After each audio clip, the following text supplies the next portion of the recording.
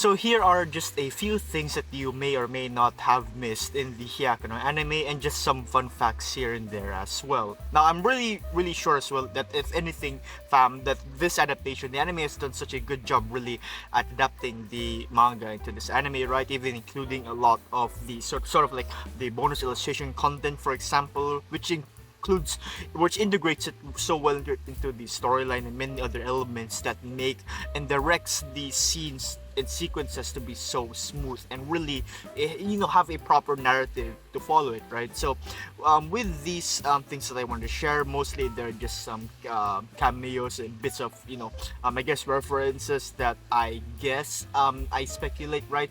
I could be wrong, but either way I just want to share them with you because it really is I guess coincidental for it to be designed in this way, right? So with that being said, let's start right away. Alright, here on episode 1, or the first chapter, where we get to take note of Rentero's rejection streak, right? We get to know that he has been rejected 100 times. He started when he was 8 months old, and his first love, right? Which was shown even in the anime as this girl, Atan, right?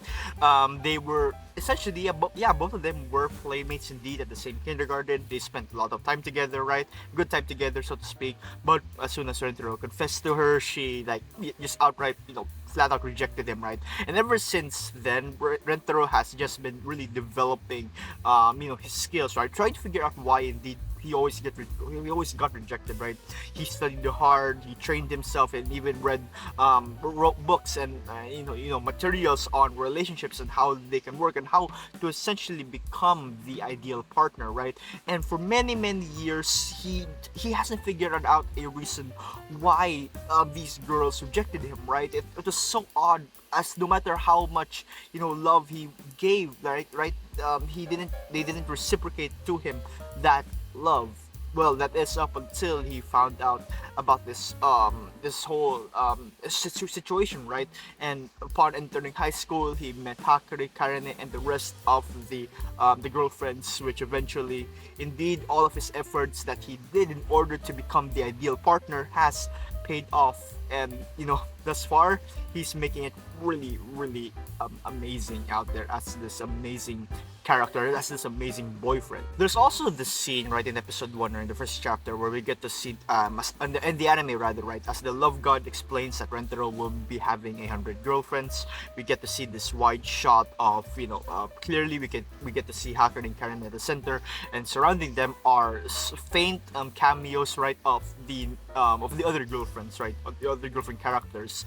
And if you, with some editing here and there, changing the I guess color gradient or saturation or whatnot, right, with some editing on this background, you can actually see a good a good figure and the color scheme as well of the girlfriends who would later then appear within the series and soon to be anime. Another cameo detail that I really love is during the entrance ceremony scene. During this wide shot, we get to see a cameo of Hakari, Karane, Shizuka, Nana, and Meme, and Rentero as well is there because all of them are within the same class. Now, if you've noticed throughout the series, you can sometimes see these transitions, right, of which you can see a chibi-fied version of the character. For example, this Hakari and Karane one, and these chibi characters, right, or these chibi styles is the same style or the same character, right, that has been used, or it can be found rather within the table of contents area or section of the manga. I really love this detail as well that they've added into the anime during the scene when Rentero brings a drink for both Hakari and Karane.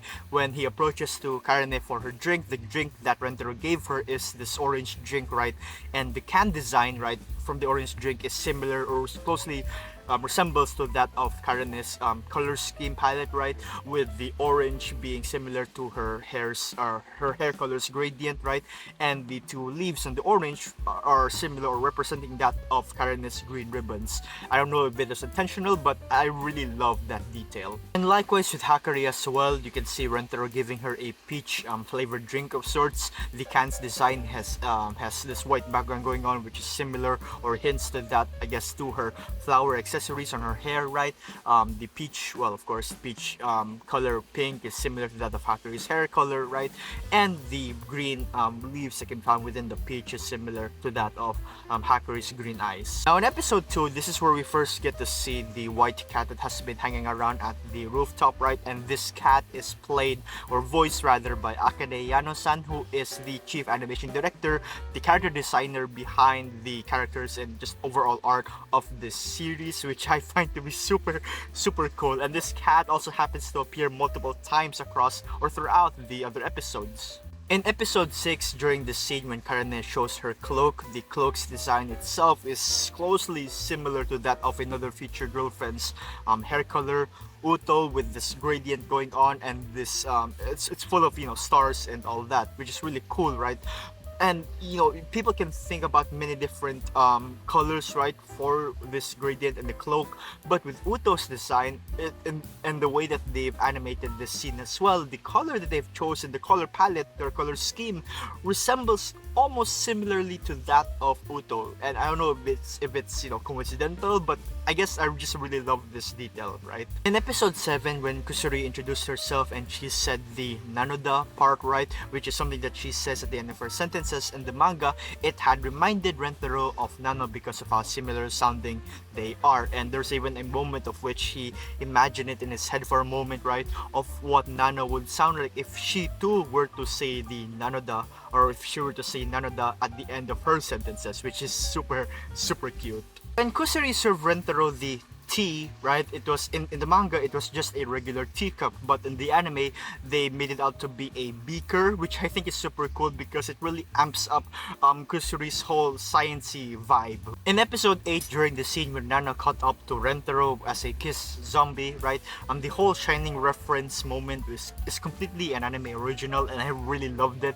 In the manga, it was originally just that Rentaro was just simply cornered into the room. He ran out of breath, he was tired, and Nano simply caught up to him. The anime family has done such an incredible job to really adjust the fourth wall break jokes in the manga, from the manga, right, to that of an anime or a sort of TV or video medium, right, so to speak. For example, when there are jokes that involves, right, like the word panels or pages, right, then in the anime it will be equivalent to sort of runtime, so to speak, right? And one of the scenes where we get to see that in action is during the scene when Nano pinned down the Rentaro.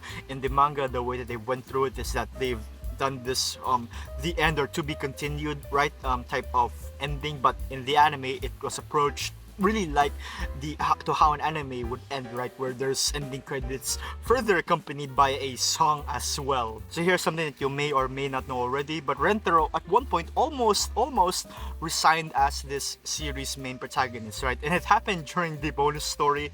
Hakure devised this sort of game, a very lewd and ecchi game, right, that they wanted to play for the bonus story content, and she said that she wanted to do this in order to well, the fan service moment, and she wanted to quote unquote keep the audience engaged, right, or something to that degree.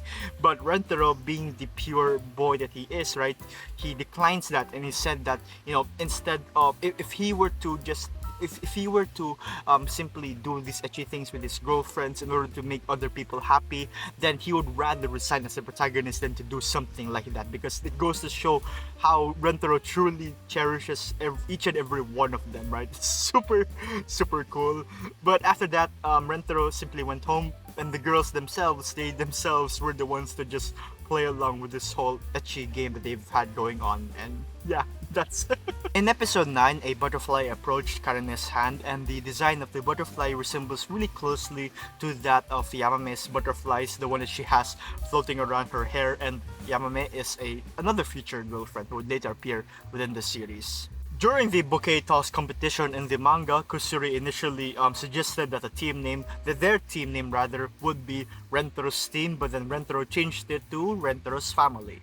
And if you're curious, the leader of the Girlless Syndicate and her boyfriend first met together when she heroically saved him from a speeding truck. In the scene where Hakuri carried out her scheme, right, when she played with the Osama game sticks or the King's game sticks, right, in order to get a picture with Rentaro, she mentioned that part of her plan, or the key part of her plan, was Nano, because from experience, there was this one time when all of them went out together and they saw this sort of game, right, this lottery game where they had to pick a random item in order to win a prize. And Nano, being the efficient girl that she is, it would be inefficient to just randomly search around for the winning prize, right? Because it's a fixed game, so it would be meaningless to to waste your time searching when you can just you're just gonna lose right away. So she would Nano's approach to these sorts of games, right? To these sorts of fixed games, were just to pick the closest item next to her and just grab that. So Hakuri applied this logic to her scheme, but eventually it still failed because yeah, with Hakuri's game, everyone can just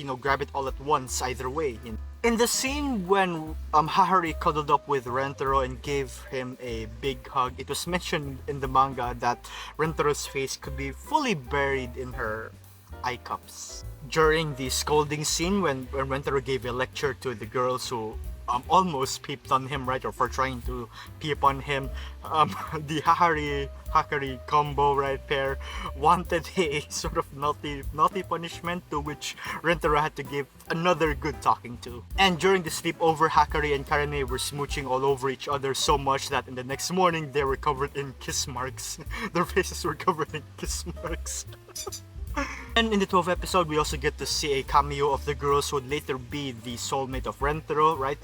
Later be his girlfriends, namely Mei, Kurumi, Iku, Mimimi, and Meme. But yeah, aside from all that, there's also just a bit other small details that have been changed, removed, or added, right?